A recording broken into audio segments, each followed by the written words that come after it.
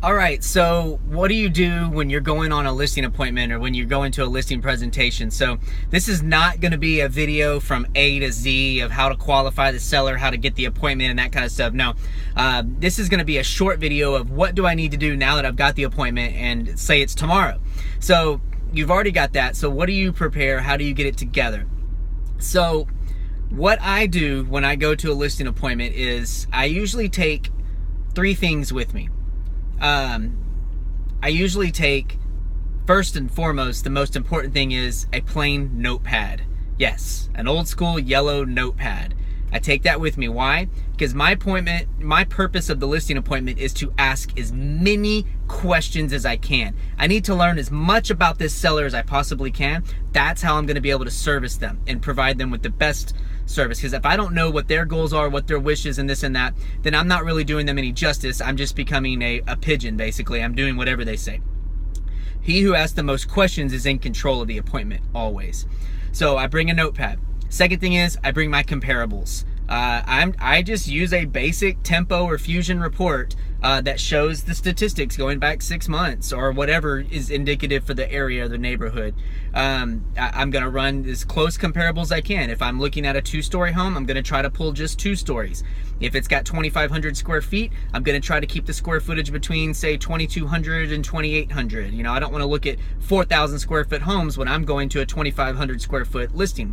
So I want to keep the comparables as close as possible. I want to get the best ones. I'm going to look at the photos of the comparables and get the best possible homes to show what I think I can sell for. And so the third thing I'm going to take is some type of a seller packet. Now, guess what a great one is? The KCM Selling Your House report. Right now is the Selling Your House Fall 2016, so that could change by the time you watch this video. But I like that because it explains what the market's doing and it explains the pricing pyramid. That is crucial. Your goal is not to price the house as high as you can to where you don't get showings and get it sold. I always ask the seller, what's more important to you, Mr. Seller? Getting out of this house, getting it sold so you can purchase the next one, or making every single dollar that you can possibly get no matter how long it takes? 9 times out of 10, they're going to say, well, I need to sell this so I can buy this next house and move on. Okay, great. Let's price it where we're going to attract the most attention.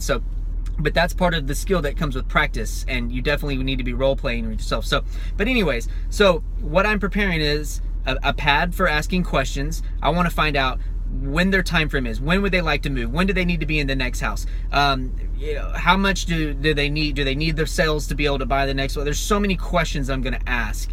Where are they moving to? Remember, you can help them. And if they're moving to an area where that you don't service, you can send that as a referral and get paid on that. But asking lots of questions. So I'm taking my notepad for questions. I'm taking my comparable sales to show what I feel is the range of homes where we need to price it in. And then I'm taking a seller packet, which is I'm currently using the KCM Selling Your House packet. And you can customize that as well. It's an Intero benefit right now. So, and if that goes away in the future, then create your own. And make it short and simple, but use that as a template. It's great. So that's what I am doing when I'm going to listing appointments. I'm not making them awkward. I'm not walking in there and trying to be someone that I'm not. I'm walking in and I say, thanks for inviting me into your house. Tell me a little bit about what your goals are. And I let them talk. I'm letting them do the talking. I'm asking the questions, they're doing the talking. What that does is it increases their trust in me. They see that I'm actually there to do what's best for them because I'm listening to them. That's the key in a listing appointment. The listing agents that go in and just try to say, well, you're gonna do it my way, this is what's gonna happen, this. Yeah, they get some listings because maybe they're past accolades, but they're not really, you can tell they're not, the seller can tell that maybe they're not in it for what's best for that seller. And that's dangerous. I go in and that seller knows that I'm looking out for them and their best interest is my goal. That's what you're trying to do on a listing appointment.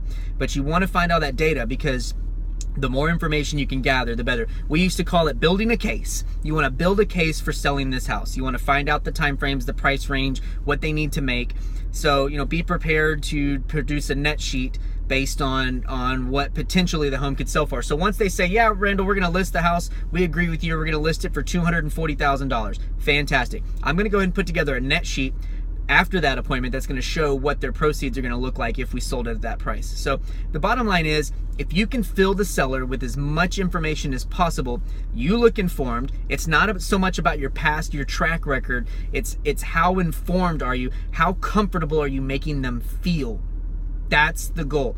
That's why I think I get so many listing appointments. That's why I win so many listing appointments. Is because I walk in there with the mindset of a teacher. I'm there to educate them on the market, educate them on what I feel is a proper price range, educate them on what's going to happen, educate them on what happens when offers come in, educate them on what buyers are going to try to ask for. I try to eliminate as many surprises and oh by the way moments as possible. That way, I look like a badass whenever the offers do come in. And it does fall the way that I said it would. And that's great. And then I can pick them up on the buying side as well. That's how you prepare for a listing appointment. Don't overthink it. Go in, ask the right questions so that you can service your client the best way.